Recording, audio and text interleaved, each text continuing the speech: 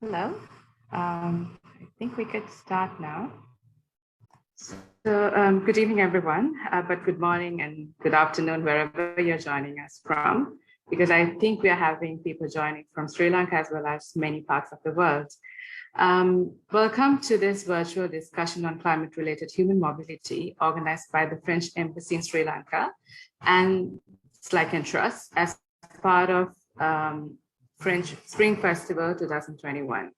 And we have a lot of you here who are joining. We will give you a logistics guideline a bit later. I would request all of you to switch off your mics while we have the speaker speaking. So to start the session, I would like to now welcome His Excellency Eric Lavertu, the Ambassador of France to Sri Lanka and the Maldives. His Excellency Lavertu started his career in diplomacy 30 years ago and has been an ambassador of France, in Sri Lanka and the Maldives since 2018. His Excellency, if you are able to switch on, yes, you're there. Over to you now. Thank you. Okay. Thank you, Fasita. It's a pleasure to be with you this evening in order to have one of the first event of our French Spring Festival. So I'm extremely happy to be and to meet you, all of you. Dear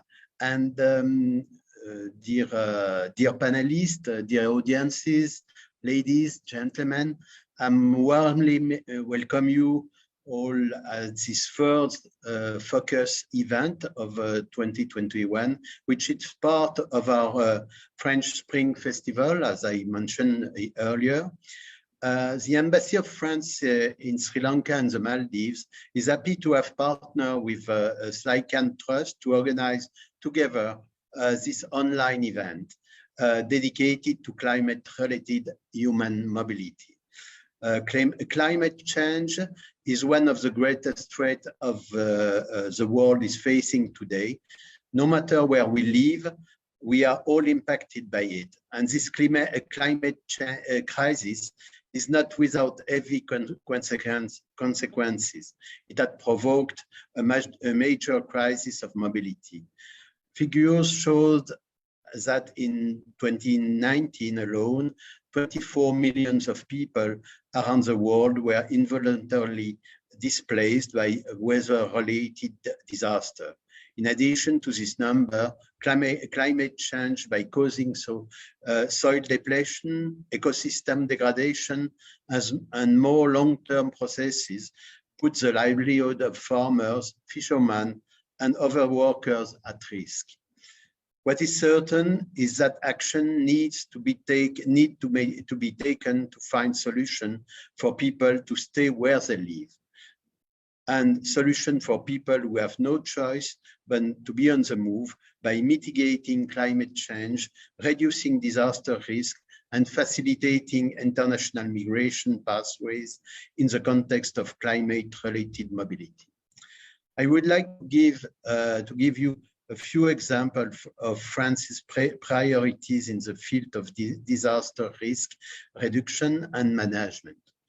Firstly, France supports the implementation of the Sendai framework passed in 2015 and make disaster risk management and reduction a factor in the integration of poverty reduction and climate change adaptation policies.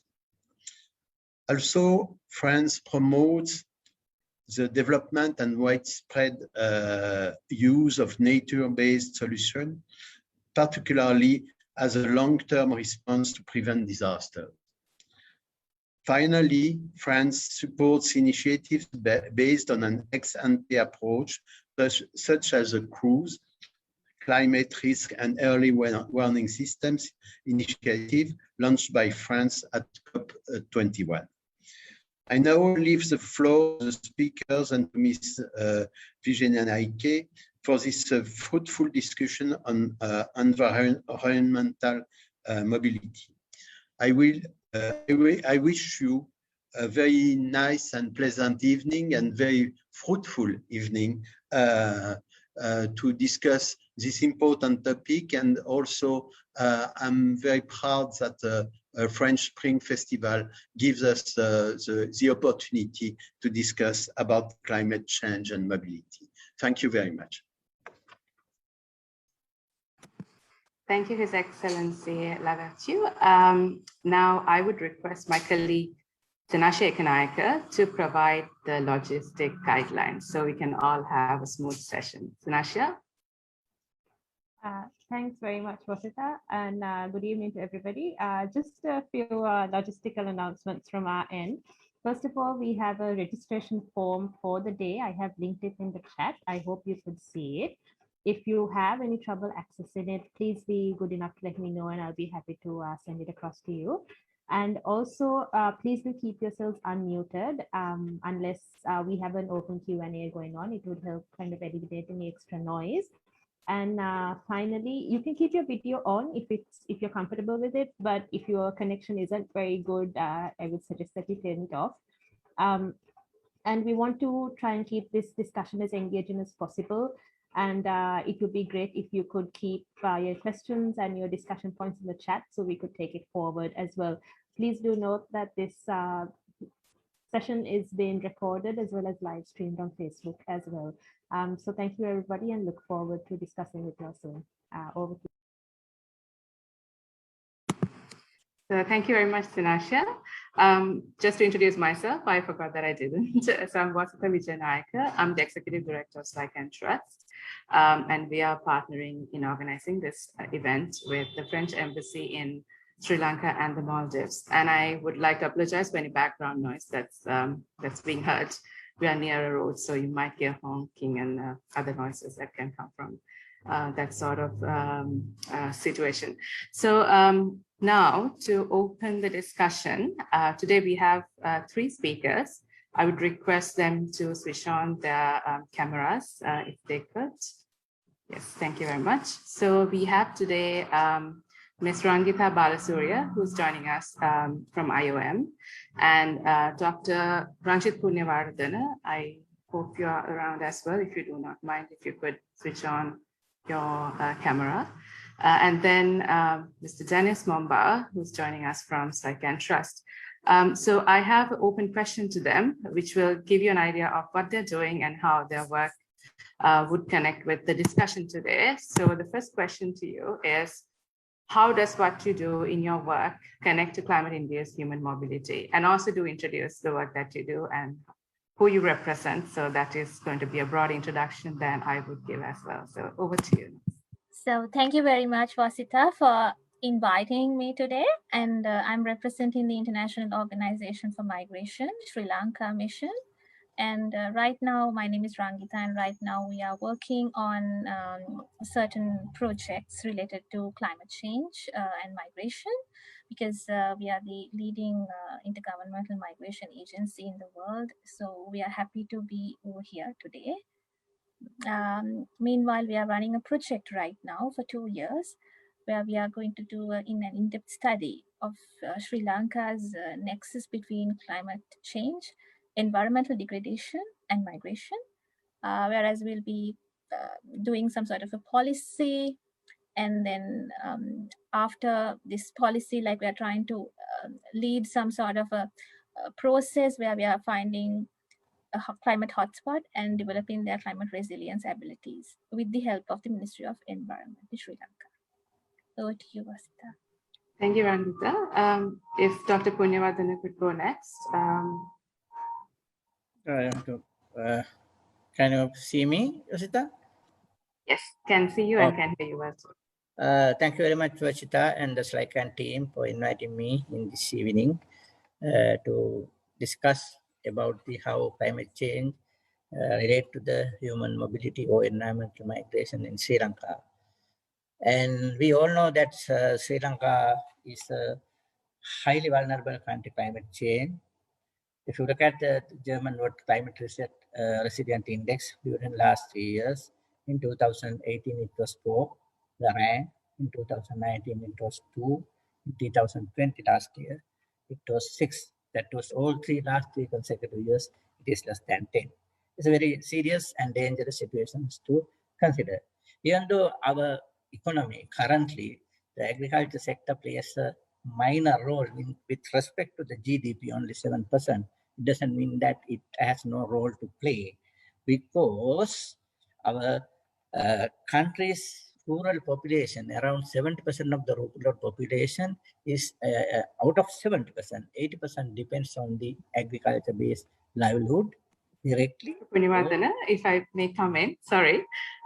We will go to the presentation afterwards. Just wanted to remind, it's just the introduction to you and how your work relates to climate change. We will have the presentation. Sorry. I am the climatologist by profession, work for the Department of Agriculture, now working partly for the Department of Agriculture, and now working for the Cyclical as well. But what I want to tell you that the Sri Lanka is an agriculture-based country, and agriculture is highly vulnerable to climate change, and especially the rural sector, the 70% of the rural sector, their livelihood, 80% of the livelihood is dependent on the agriculture. Therefore, drought, flood, the storm surges, landslides, all these things are affecting the agriculture, which leads to the human mobility with respect to the climate change. So it is the most vulnerable sector among the other sectors of the macroeconomy. Thank you, Dr. Punivardhana. Dennis, if you would like to introduce yourself. Yes, thank you. Thank you very much. And hello, everybody. My name is Dennis Mombauer, and I work as Director of Research and Knowledge Management for Climateinduced. And Climateinduced is a non-profit think tank working on climate change and a number of issues that relate to it. Human mobility in the context of climate change is one of those. And we have done, or we are doing work on this on a number of levels, like we do work on a national level in Sri Lanka and also in some other countries like Ghana and Niger. And we do it on the policy level, intergovernmental level, related to the processes under the UNFCCC and how these can integrate migration, displacement, or relocation, and how this can link to other processes. I go into more detail on that throughout the event. Thank you, Dennis. Now we will go to specific questions from the panelists. So I'll start with Rangita. So the first question to you, how does the general definition of migrants and displaced people take into account climate-induced human mobility? Does it take into account? If so, how? If not, how does this work? Well, just to give you brief understanding on this very relevant and timely question, there are certain dilemmas among people on this term of migration, human mobility, and things like that. So to start ahead to give you an answer to your question, so I must first of all tell you that when it comes to human mobility, it's like a very generic term that covers all different forms of movements of persons, where we have also termed this session today. So this term, human mobility, reflects a wider range of movements of persons than the term migration. Whereas when it comes to IOM, we are looking at migrants, and whom we call as people who are on the move as migrants. So the term is usually understood as also like it encompasses like tourists, which are not actually under the category of migrants in our working definitions. So there are like some sort of confusions, but this particular term is actually deriving from the EXCOM, like of this Warsaw International Mechanism on Loss and Damage, and also the term of climate migrants. It was identified among in the Cancun Agreement in 2010. And also there they have identified that there are three sets of people, like whom we call as like displaced population, like forced displaced population, as well as like climate migrants who probably would realize that there is an environmental threat and they might, make their self in another place than they are already like being in livelihood. And also there are some people who are willing to move their place because they might feel that the future would be very dark for them. So these sort of sets of three people are there. Now, when it comes to displaced populations, so basically when some sort of a climate change occurs and the risk takes place and the crisis takes place, at the end, it ends up in some sort of a displacement. So this is the array. But then I must tell you, like, by taking this flow and the opportunity, so there is another term called climate refugee, where we always leave that particular term out of our work, because when it comes to refugee, we are actually abandoning people who are internally migrating within the country. So climate migration takes place internally and externally both. Thank you. Thank you, Rakita. That's a good opening for us to move to the next question. So Dr. Punyavardhanan, next question for you. Well, you also gave this in your introduction. So if you could explain what the climate impacts are that the food security or food sector experiences. You could speak in general about this, and also maybe you could quote about Sri Lanka as well, and how this connects with human mobility. Yeah, in fact, at the introduction, I was trying to explain, but you interrupted because of the time limitation. Maybe repeatedly, we all know that the salient features of the climate change in Sri Lanka is the slow and continuous rise of ambient temperature significantly, especially the nighttime minimum temperature, and the increased occurrence of extreme rainfall events, that is both drought and floods, which are more intense and more frequent than good old years. And in addition to, there are some heat spells as well. And these climate extremes, droughts, flood, heat stress, and heavy rains applies and affects the agricultural production both qualitatively and quantitatively, especially. That means agricultural production will be reduced in percentage wise, and also their quality as well. Then again, this will affect the household income, farm gate income, and also especially the household food and nutritional security. When the household food security, when it comes to the doorsteps in the rural farming community, especially families with those who are in children, small children, they have no option other than migrate into urban areas, especially capital or nearby areas, maybe work as day laborers or maybe some other profession. So that has been happening in Sri Lanka, especially in rural areas.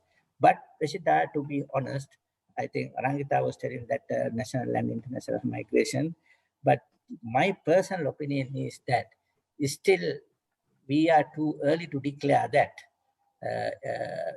international migration on account of climate victims are yet to experience in this country.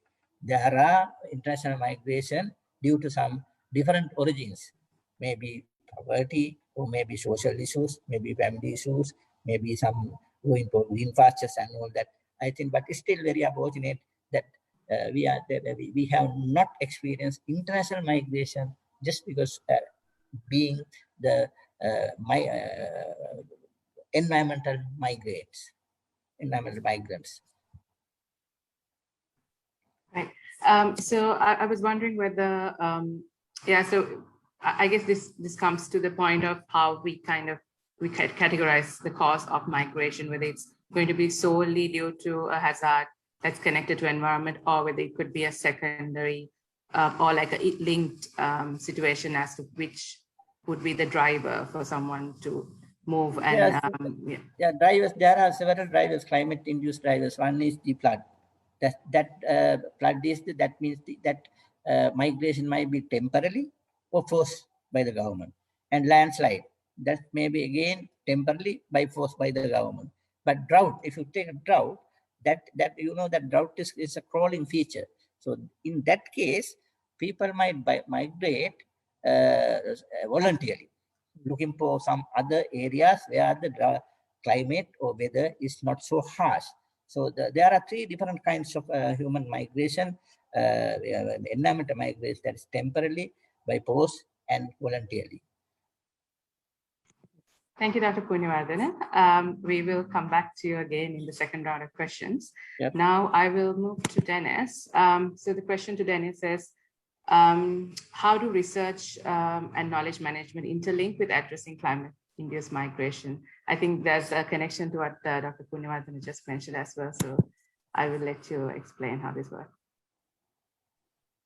Yeah, I think that there's indeed a connection. I think so research and knowledge management, two things. So research, I think, is very important because we do not have an adequate like data situation, evidence situation, and understanding of the different aspects of climate-related migration, or mobility rather.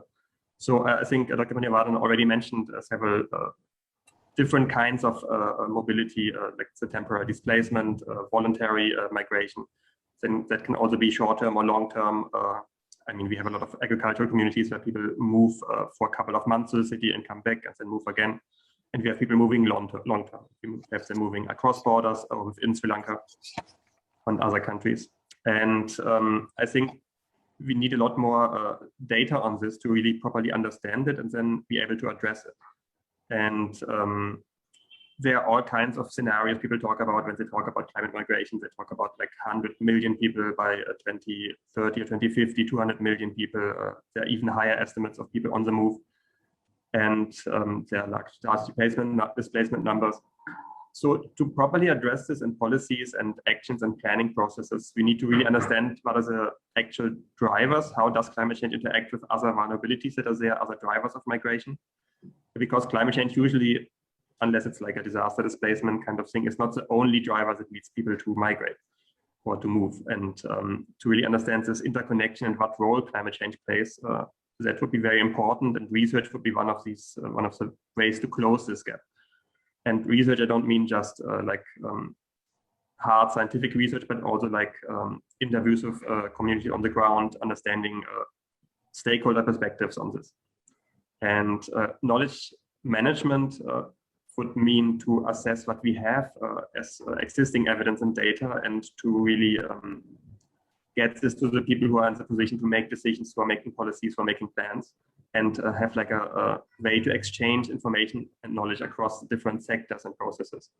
Because climate-induced mobility affects like a lot of different sectors, like agriculture sector, as Dr. Punyavardhana mentioned, but it's also a challenge for the health sector, for example, or for fisheries, and of course for labor and social protection. So all these sectors have their own data collection processes, their own knowledge, and they're not necessarily connected.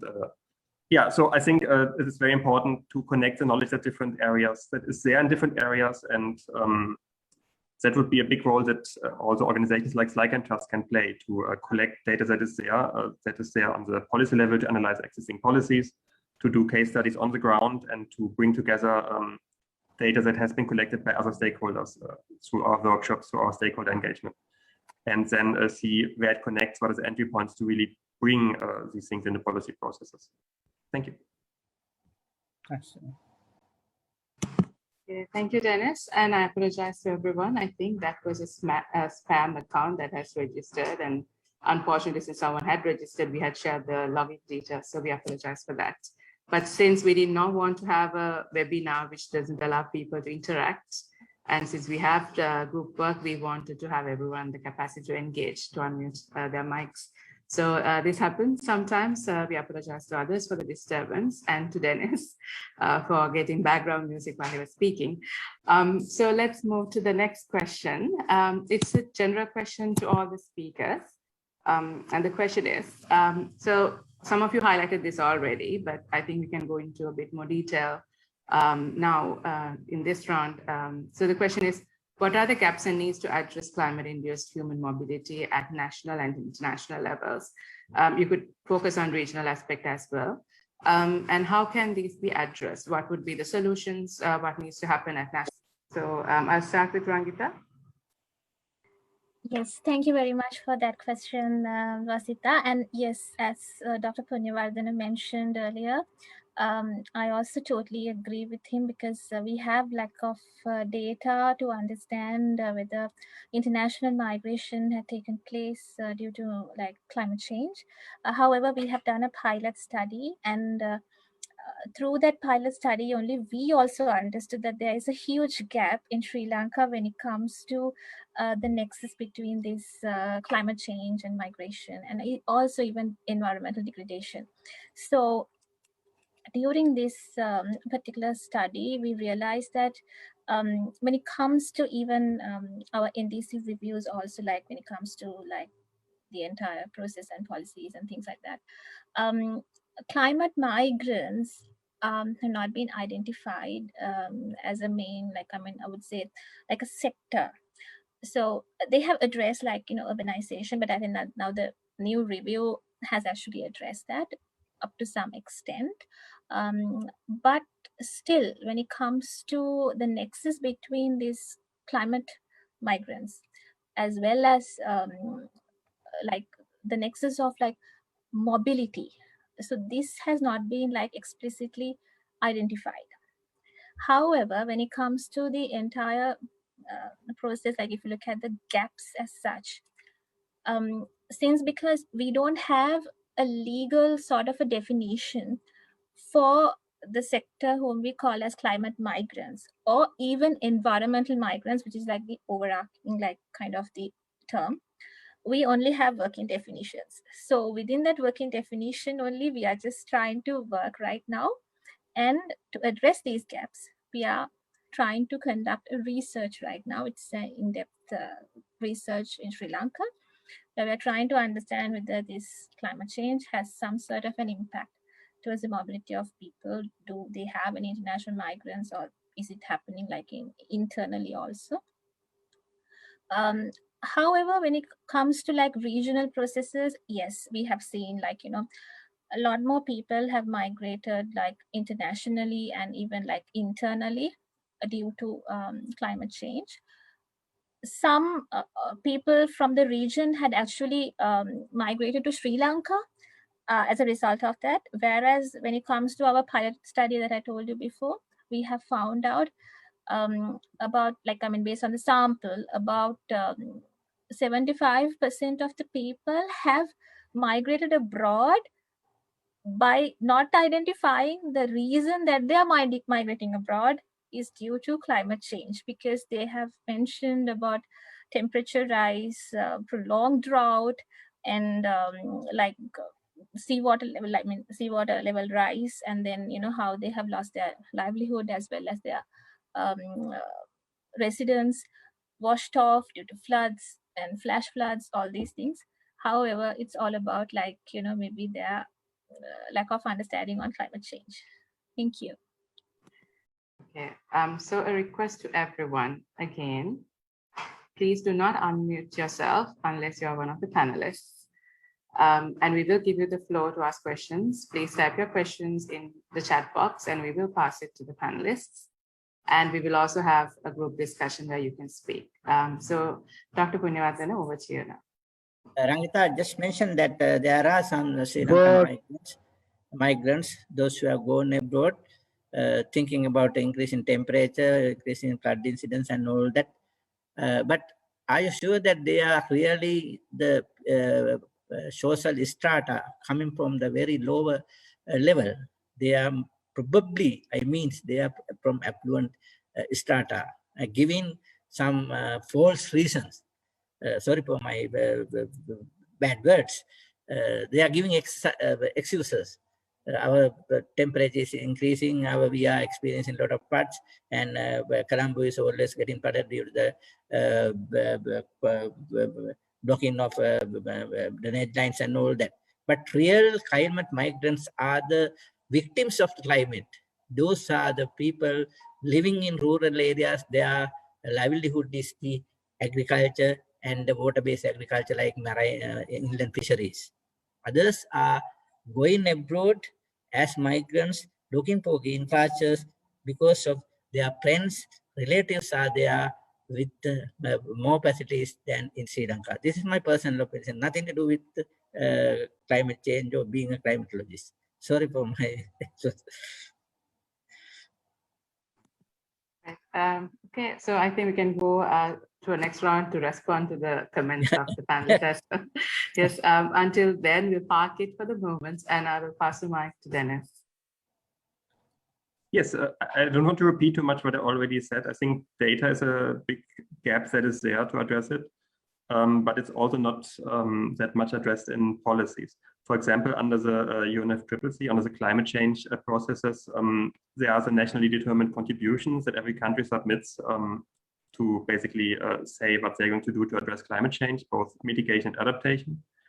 And in 2016 and 2018, analysis was done, and only 20% of those had like some kind of reference to human mobility in some form. And now we did this as well. We had just last week a new knowledge product coming out on this, where we analyzed the countries that have submitted revised and updated NDCs so far till end of May. That's 87 parties to the Paris Agreement. And although of those, it's a higher number now, it's like 27%. It's probably going to be around 1/4 of total parties once everyone has submitted, at least. But that means also 75% of countries have not referred to migration, displacement, relocation, any form. And but it does seem to be a bit of a higher number now, at least compared to the first round of NDCs. So I think to integrate this into policies, and of course NDCs are not the only climate-related documents. There are adaptation plans and climate policies, national policies, and some countries even have dedicated policies on climate migration. Very few countries, but still, it's like, since it's like one of the core documents related to climate change that countries submit to the UNFCCC, it's important to look at it and see how it's integrated. So I think this policy integration, this overarching policy integration that brings together climate change and migration is not there in many countries. And there's a lack of data to really support this. And also especially gender disaggregated data on like household situations, on how migration decisions are being made, and also on like informal migration. For example, this rural urban migration that is happening in agricultural off seasons. These people are not like their main residence is still their home village, even if they go for like 3 months or 4 months to Colombo to work there in like the off season. So to collect this data in some way and integrate it into policy processes, I think that's not there at the moment. That would be a gap worth addressing. Yeah, thank you, Dennis. I think Dr. Punyawardene had some questions directed to Rangita. So Rangita, do you want to comment before we go to another question? Yes, certainly. Thank you, Dr. Punyawardene. Yes, and Vasita. So, so what I just forwarded or maybe provided over there were like from the, the study that we did as a joint study with FAO and WFP. Just to identify whether there is some sort of a connection between migration, environmental degradation, and climate change. However, from those traces only we identify that, there is some set of sample, but as you correctly mentioned, perhaps if we have taken this sample respondent group, because we have conducted a quantitative study, but if we have like kind of, gathered these people, and if we have questioned them back, to their real reasons, probably it would have been some drivers, as you correctly mentioned, on this migration, because maybe just to make their status or like green pastures or things like that, probably they would have sought as economic migrants. However, based on they are given data set collection, so this is what we realized. That's why we're having a bigger study right now, and I hope we will obtain more traces. But honestly, I think based on my personal review, I understand that in Sri Lanka we have more internal migration based on the current state, like the traces that we gather. Internal migration is prominent than external migration. And when it comes to families, families get along, and as groups, they mobilize from one place to the other. And later on, once they become urbanized, they tend to seek maybe, any migration sort of, permanent sort of migration patterns later on. Okay, thank you. Yeah, thank you. Would either of the other panelists want to add anything or respond to anything that Rangita said? I will share a good lesson what Rangita was talking at the next session. A good example about the internal migration and how it works and all that. I have one question on what are the gaps and needs. Yeah, would you like to address it? Yes, if you want to add something. Yes. Yeah. If you can repeat the question. What are the gaps? Yeah, so we have some questions in the group work as well, but if you would like to address now gaps and needs that we need to address to ensure that we address climate-induced migration in an effective way, we can take it up now also. Yeah, right now I think it's the high time because we have you very know you are involved. We have very clearly laid down the national adaptation plan and also the national guidelines of climate smart agriculture and also nationally determined contributions, both conditionally and unconditionally. All those things approaches have laid down the activities that should be undertaken to increase the resilience of the agriculture sector to shock of the climate change. And if we implement these activities laid down in all those three major documents as a holistic approach and coherently and with adequate financing from the government and development partners, I think the internal displacement of what Rangita says, the environmental refugees, that problem will be at least solved at least 90%. If we implement these national adaptation plan, NDCs, both conditional and unconditional, and national guidelines on climate smart agriculture, these three is more than enough to address the issue of environmental refugees in Sri Lanka locally. But if the international community want to help us, they can help us in increasing the resilience of agriculture sector, water sector, health sector, tourism sector, and also forestry and biodiversity sector in different ways to increase the resilience by taking appropriate measures. Otherwise, I think we can manage with those three major documents that we have already laid down in the government, in the Ministry of Environment. Thank you, Dr. Punyavardhana. Dennis, would you like to answer? And I think we can also have like a 2-minute introduction to anyone of the speakers, the panelists who would like to share examples of the experiences, because in the group work, we'll be asking the group participants to engage by sharing their experiences as well, but we can ask from each one of you to give an example that you would like to refer to as well. So I'll come back to Rangita and Dr. Punyavardhana afterwards, but Dennis, maybe you could combine your answer together. Rangita, you can go first.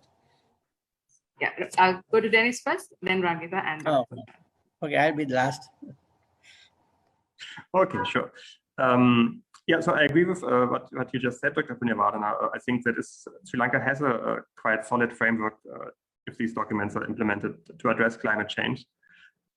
I think what maybe could be something to look at a bit more is how climate migration. So in the NDCs is this commitment to establish a national mechanism under the Warsaw International, or in line with the Warsaw International Mechanism on Loss and Damage, which does have 5 strategic work streams, and one of those is on human mobility. So I think if that is actually implemented, that would be one way to address these mobility considerations a bit more directly. Definitely, I think internal migration would decrease if the resilience and adaptive measures of sectors like agriculture are being implemented. But I think there are still these things for those people who are migrating at the moment that need to be looked at, like, for example, continuity of healthcare, or like dietary restrictions, nutrient deficiencies, like people who have like chronic health conditions, for example, who are not in their usual place of residence for most of the year. They might not have the opportunity to access healthcare like that. Or, for example, people living in areas that are flood prone, but are not registered there. They might not be part of official like evacuation plans and procedures. So I think it is good to connect different sectors who have like intersections with mobility, migration, displacement, or even relocation, like relocation out of flood-prone or landslide-prone areas, and try to connect this.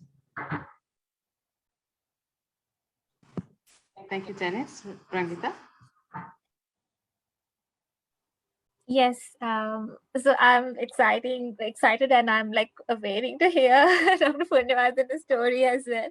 However, yes, so when it comes to, I would like to take like some examples of displacement over here as well, because there had been some evidence, there had been some cases where we also have assisted when people badly had been identifying that they need to move from their location as forced displaced communities. Let's say the government had asked them to like evacuate themselves from the place.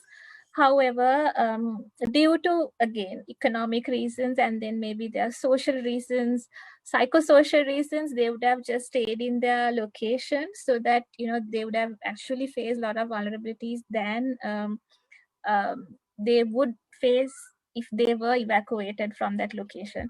It's a very sad situation. However, when they move out of their location in that way, probably there are much more difficulties that they might face. However, this is like I'm looking at more in a Sendai framework sort of a entire picture, and also like assisting these sort of people who have faced disaster situations due to some sort of prolonged issues. So I firmly believe that Sri Lanka has to have a good climate change policy. I think it's a very good thing what Dr. Punyavardhana just mentioned over here. It's a very timely sort of a action plan that the government has taken right now to introduce such a thing, because it's really important that we support all types of people. And the other thing is we do not use the word environmental refugee or climate refugee, because a refuge takes place always out of the country. So we always take the working definition of climate migrants or environmental migrants. Yes, so those are like some inputs from my side. Thank you. Thank you, Rangita. And before I go to Dr. Punyavardhana, a quick announcement. For those who have questions, please do type them in the chat box. We will ask the panelists one round of questions after this. And also we'll have group work where you could share your experiences and in the report back afterwards as well. So if you have something very urgent that you want to highlight, do raise your hands. But first, type in the questions so we can take the questions that are in the chat box first. So Dr. Punyavardhana, over to you. Yes, Vashita, this is a real story that we experienced exactly 1 year back. That the time I was working as advisor to the UNDP SDP GEF project in the Serupiti area, that is just above the Randanigala Reservoir. They are living in the catchment area, but they are not supposed to do any kind of disturbance to the environment. That means they can't cut trees, they can lop trees, but they can cultivate the land. But unfortunately, this particular area, which comes under the IM13 agroecological region, they have only one season to cultivate, that is Maha season. The other season, they have no any other livelihood. So what the bread maker does is he goes to either to Kandy or to Colombo as a day laborer. That's really a climate migrants. And from the project, what we did was we wanted to increase their, improve their, enhance their livelihood. So we provide some assistance for cottage industries, and also some cows for milks. And also we distributed two perennial plants. One is coconut saplings, other one is a cashew plants. So perennial plants. And the 9 months they don't have water. But then because we are working from very well organizations, and we have experience, 20-30 years experience, so we gave nice solutions for them.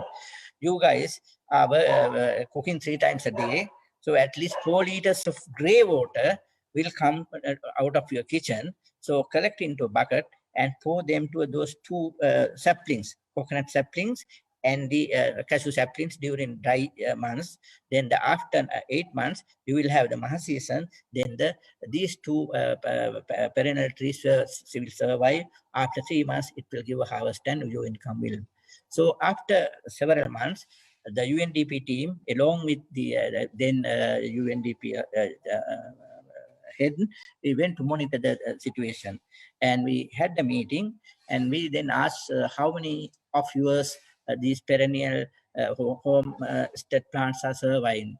Only one gentleman raised, and he said, "Oh, my ones are okay because I am having a small stream, dried up stream. I can dig a small pit, so I were able to pour the water."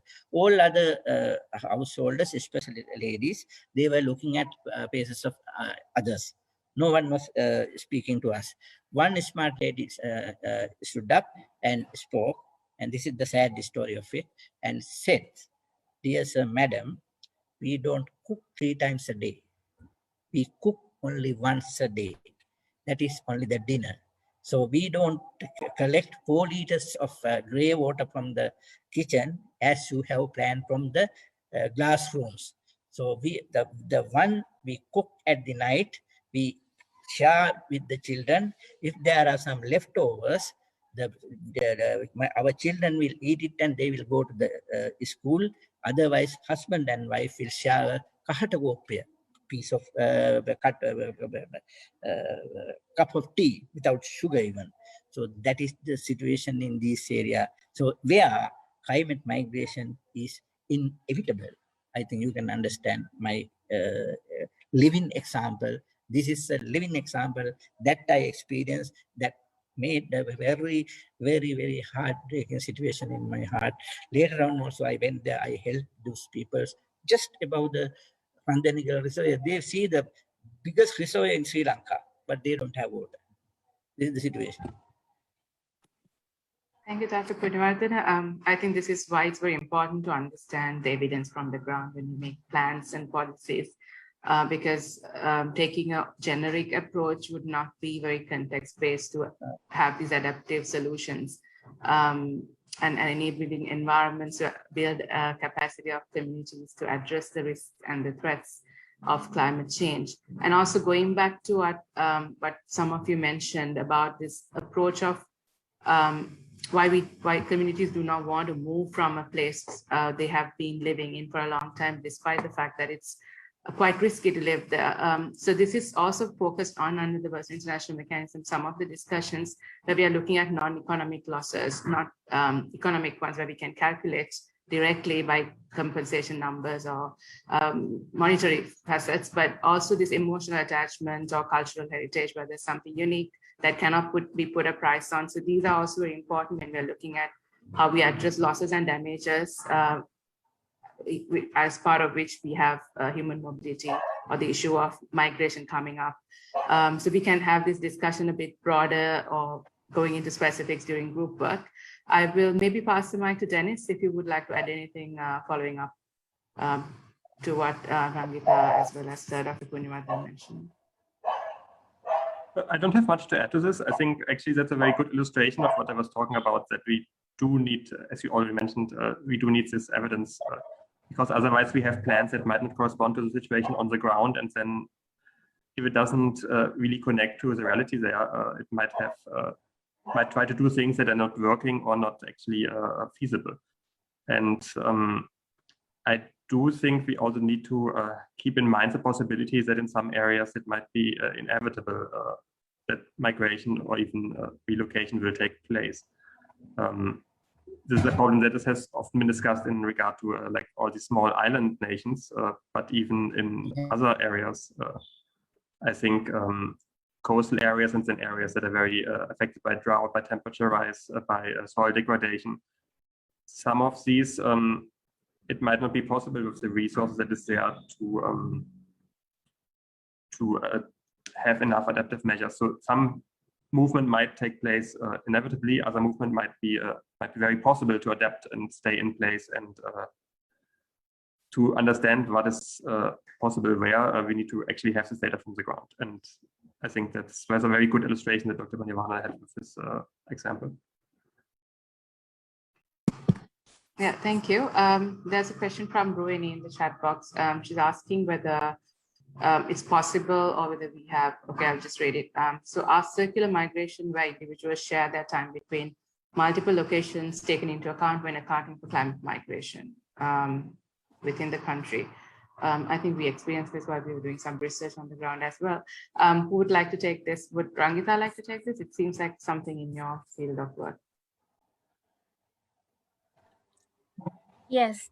So when it comes to this question itself, like, it talks about like circular migration, and also where, they don't have like a specific selection. They have multiple areas where they want to go and, move. They are trying to do a checklist and trying to find the best area that they want to go. However, when it comes to the drivers of it, right? The drivers might change over time. So this is like a bit of a broader thing that I want to just mention as like, based on the best case study that I think I have heard today, like by Dr. Punawardhan also. So people have different drivers, towards migration. So it's not necessarily only climate. Sometimes maybe when they try to do their selection, their selection itself will amend with the time. So maybe, let's say, if they select place A right now, maybe with time they will select another place later on, and for that the driver might change. So perhaps the last location what they select at the last time might not be really a thing to do with climate migration. Probably it would be more or less an economic migration, or sometimes a family reunification. So when it comes to this time matter, like based on these multiple locations, this is the explanation that I could give you. However, based on the traces, because I might not have traces right now, like nationally accredited ones at the moment, because we are like currently conducting a study at the moment. But based on our pilot study, we have seen there were some people who have selected like this.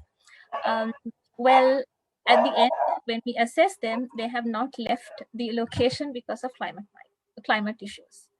Thank you. Thank you, Rangita. There were two comments which I just mentioned.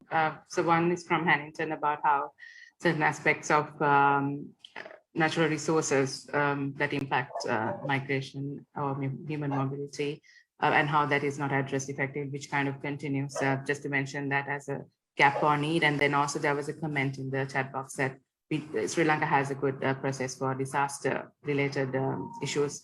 But going back to the question, so there's one, and also the question on the non-economic aspect, I think we kind of brought it up. I'll park it for the moment if Dennis wants to pick some of these elements and respond. But I'll ask this question now from Dr.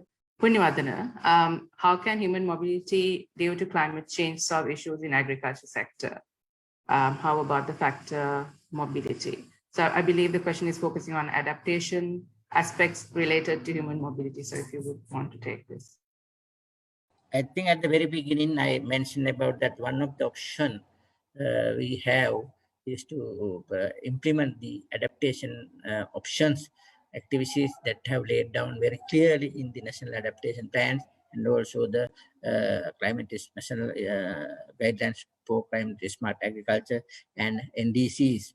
But another question in the chat box, I showed that how we implement that plans. This is the responsibility of the government to give adequate financing for the development partners to complement or supplement these activities, because we all know that we are in a very bad shape right now.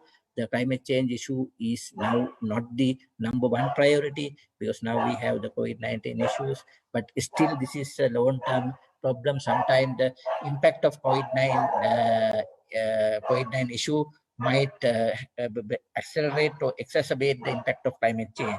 So we need to implement all those things, but the problem is the financing. Every time in the Department of Agriculture for the next year budget, for example, 22 budget, we laid down several climate change adaptation measures, short-term, long-term, and medium-term, but rarely we get adequate funds. So this is a problem in Sri Lanka, not only in Sri Lanka, even in other developing countries, especially in Asia. So the funding is the main problem for climate change adaptation issues. If the adaptation takes place exactly at our aspiration, to the extent of our aspiration, internal migration, as Rangita says, may not be an issue in Sri Lanka.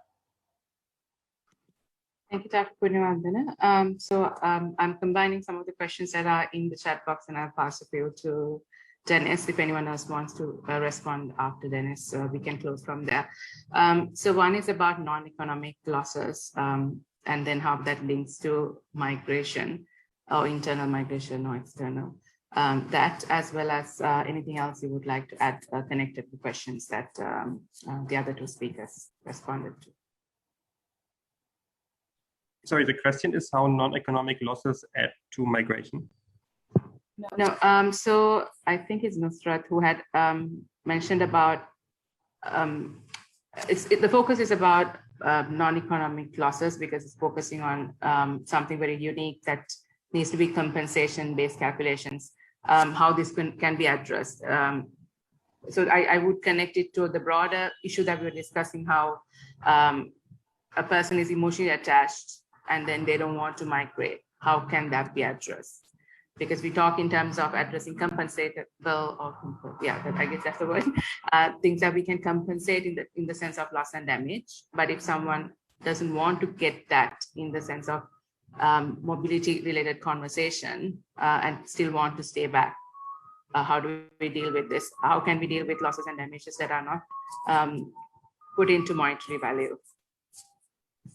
Okay, that's a relatively large question. So I think one thing, this is definitely something that is being studied also under the field of human immobility also, and also in case of disasters, failure to evacuate, or like this wanting to stay in place, even if it is becoming very dangerous, or even if there are evacuation procedures in place.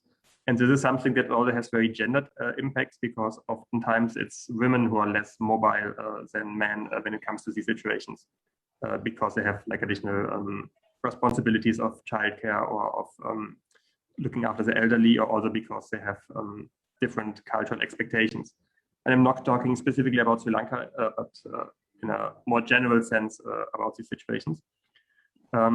There are definitely non-economic losses that interact with migration decisions, and also with the decision not to migrate. I think it's very hard to answer this in a general sense, because it's very context specific. In some areas, people might have cultural reasons to migrate away. In other areas, they might have cultural reasons to stay in place. And I would encourage people, there are a number of studies from Bangladesh about decision-making concerning human immobility that are interesting to check out. These non-economic losses can cover a lot of different things. They can I think there are things that are very, very hard to quantify, like even this sense of place and this kind of heritage of like an area. So for many people, it's a very tough decision to move away from their home and the place that like their families and their ancestors and whoever live, while others might not have this kind of attachment.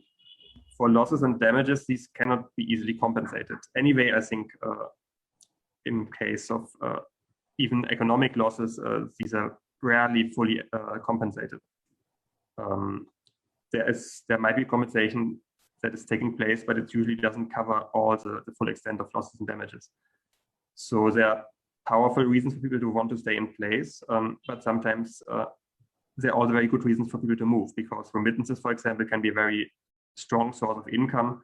They can cover not only money, also they can also be like transfer of knowledge, of expertise, of like communication that is taking place, and even like a cultural exchange that is associated with it.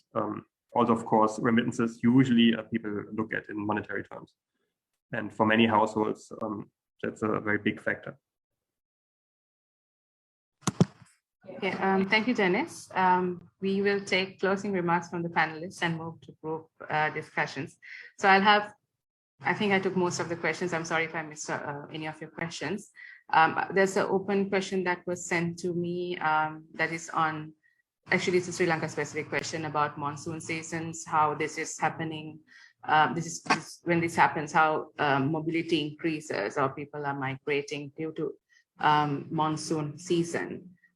Is there anything that's specifically taken as an option or a solution to address this is the question. And I think that's a question to Dr. Punyavanan, if you would like to answer. I will ask 2 more questions from the other speakers afterwards.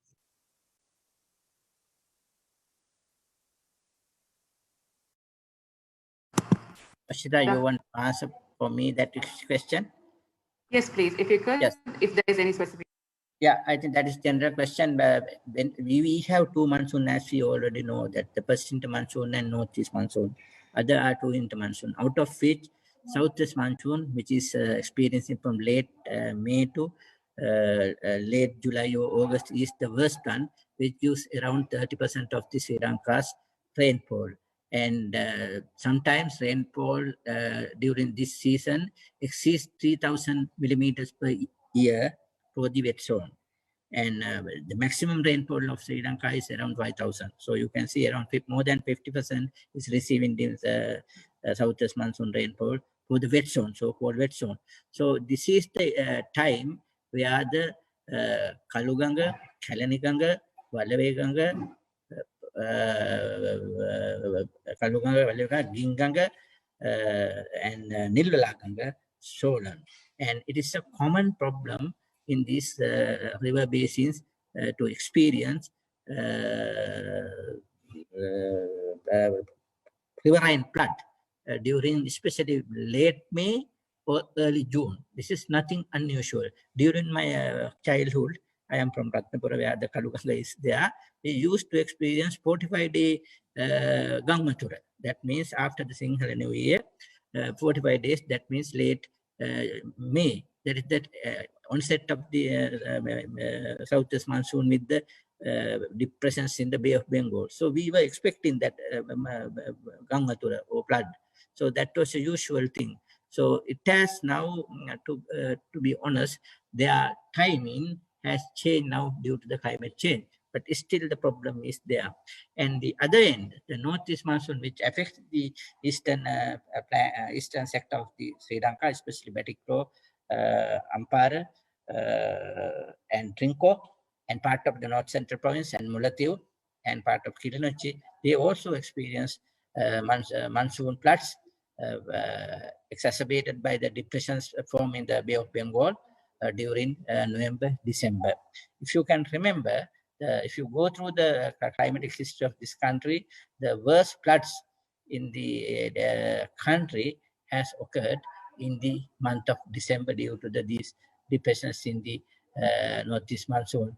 My vivid memory recalls that around 873 millimeters of rainfall in one day at Nedumkerni in 1893. You can imagine 873 millimeters of rainfall at Nedumkerni in I think it is Mullaitivu district. Yeah, so that kind of things are there. Even last weeks we experienced 300 millimeter one day. So that type of extreme rainfall events are becoming more and more common, especially during monsoon season, during the climate change. And if time permits, there is a special question from I think this should be from the Dr. Dinanthi from UK. I hope she says that can human mobility due to climate change solve issues in agriculture sector? I have already answered that question, first part. How about the factor mobility, udaharan land, so they took like refugees. Of course, this is a serious problem. When the climate refugees moves the sloping lands in these climate hotspots, the land become abandoned, though no one is there to look after. Therefore, the land degradation become accelerated, exacerbated due to the climate change, especially due to the that kind of heavy rains. So this is irreversible damage due to the climate refugees to the land. Land degradation will be more and more with climate refugees. Thank you, Dr. Dedanti, for your timely question.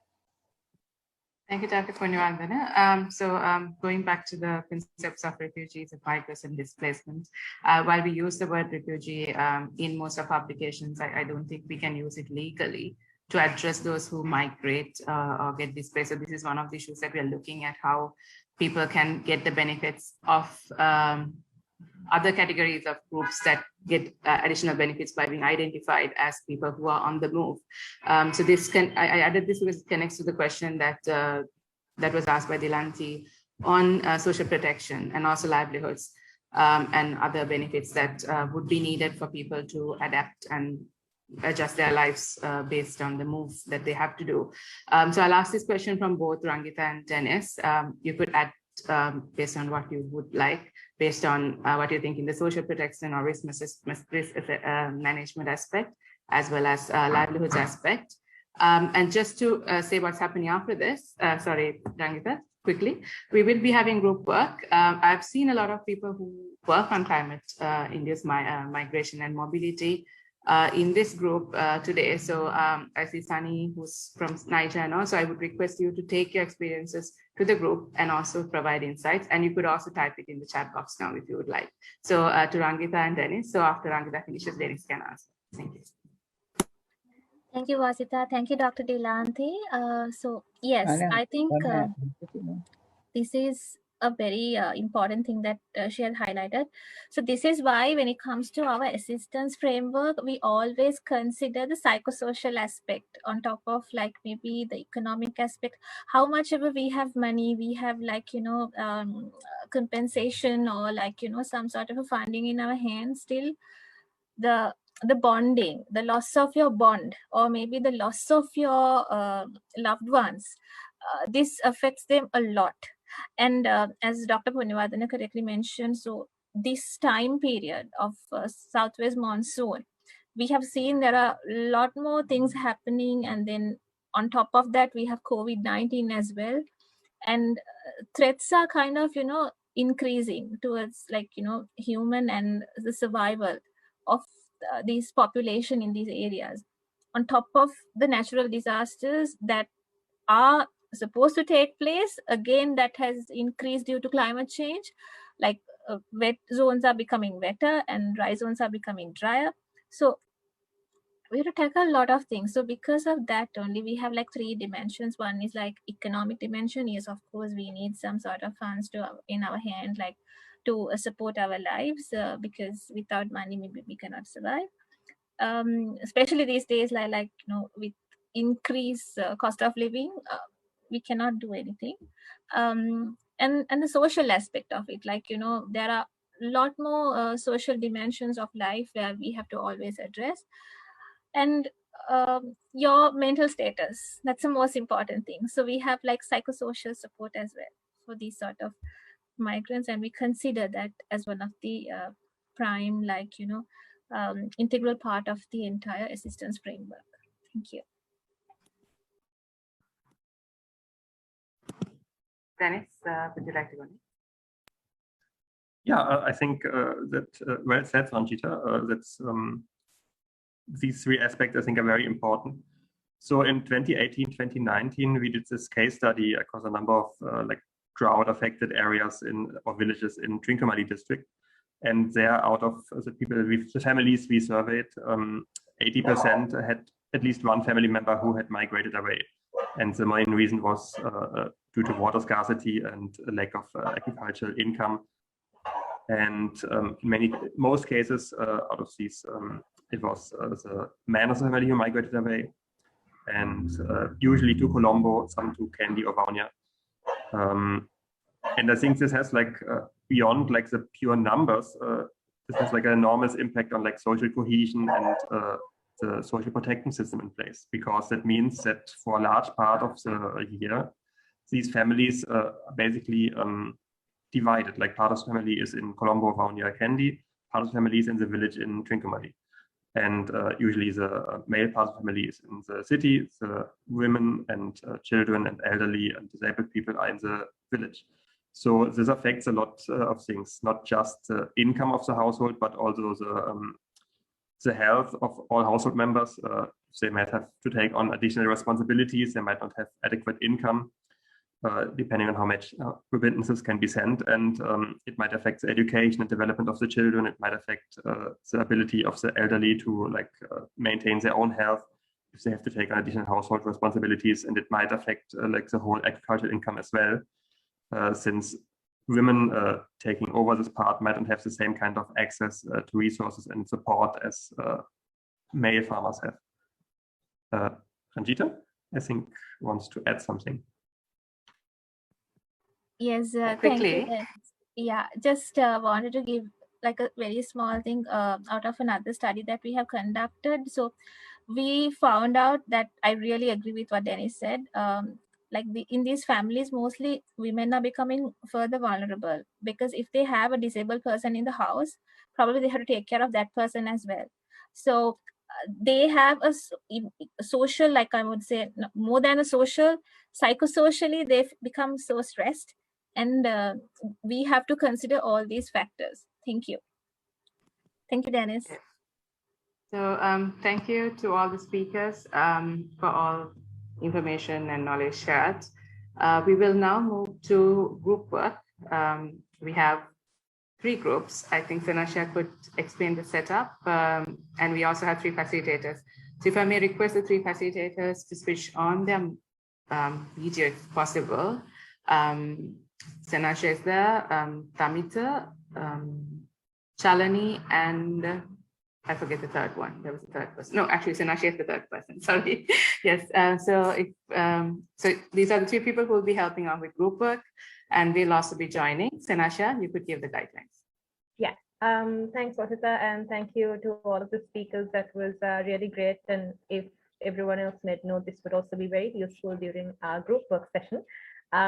So just to let you know, we will be opening the group work shortly, like the breakout rooms. And you should get a pop-up box on your screen, on your phone or your laptop, and just there's a button which says join group. And it will be very helpful if you could click on that and join the group that you're assigned to. And once you're there, your facilitators will guide you through the process as well. We have a virtual whiteboard called MyRobot that we use for discussion as well. And we will come back for a brief report back afterwards. So please be patient. I will open the groups now, and everyone should be in their groups within the next 2 minutes, I would hope. Thank you, and see you back here soon.